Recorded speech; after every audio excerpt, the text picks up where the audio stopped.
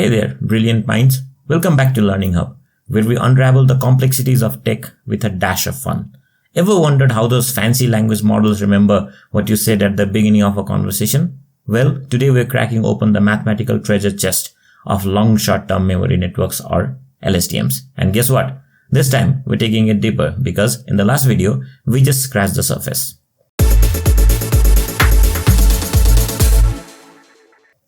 Before we plunge in, a quick brain teaser. Why did the neural network break up with the activation function? Because it said, I can't function without you. Alright, we'll get serious now. Last time, we talked about the conceptual overview of LSTMs. We highlighted that LSTMs are special because they don't just rely on immediate previous input like recurrent neural networks. They possess this incredible memory that allows them to retain information over extended periods.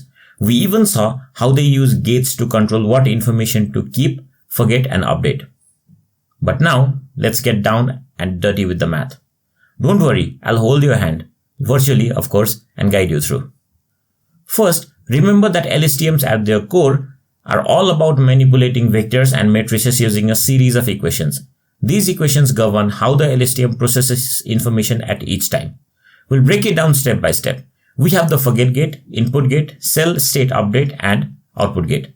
These all depend on sigmoid and tanh activation functions.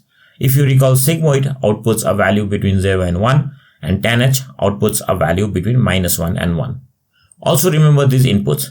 xt will be known as our input vector at time step t. ht-1 will be used to denote hidden state vector from the previous time step, and ct-1 will be the cell state vector from the previous time step.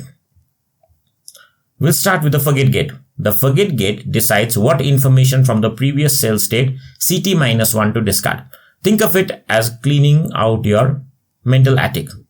The equation of the forget gate is ft equals to sigmoid wf times ht-1 comma xt plus bf, where wf is a weight matrix for the forget gate, ht-1 comma xt is concatenation of the previous hidden state and current input, and bf is the bias vector for the forget gate.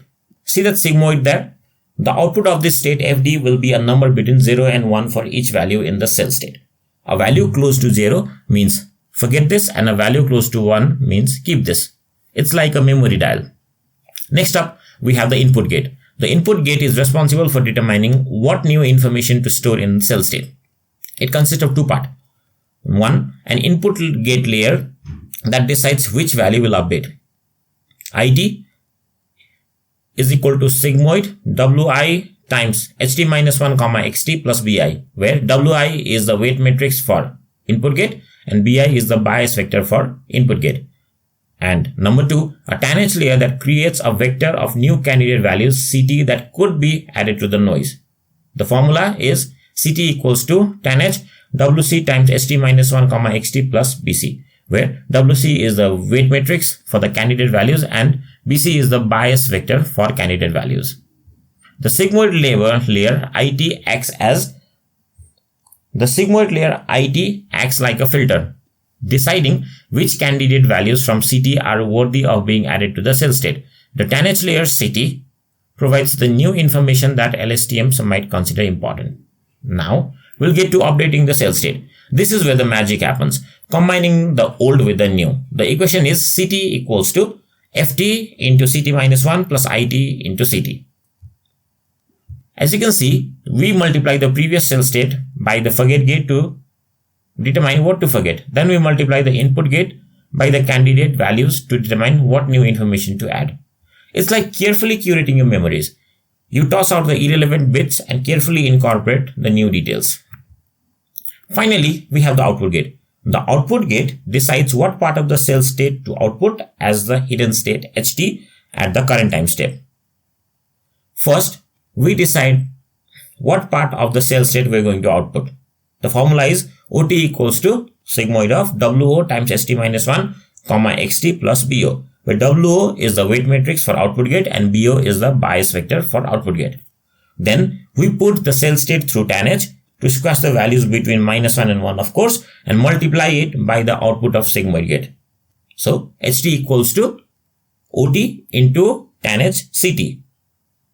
The sigmoid layer in OT acts as a mask, selecting which parts of the squash cell state are relevant to the output. The hidden state HT is then passed on to the next time step and can also be used as the output of the LSTM cell. And there you have it, the mathematical guts of an LSTM. It might seem like a lot, but it's just a series of matrix multiplication, addition, and activation functions carefully orchestrated to manage information flow and long-term dependencies. So, next time you're chatting with smart assistant or marveling at a machine translation, remember the forget gate, input gate, and output gate working tirelessly behind the scenes. It's all matrix multiplication. Well, just kidding. It is actually so much more. It's time to wrap up now. If you have more questions or suggestions, don't hesitate to share them in the comments below. We'd love to hear them from you. And thanks for joining me on this mathematical adventure. Don't forget to like, subscribe, and hit that notification bell so you don't miss out on our future explorations. And remember, stay curious, stay learning, and I'll see you in the next Learning Hub video.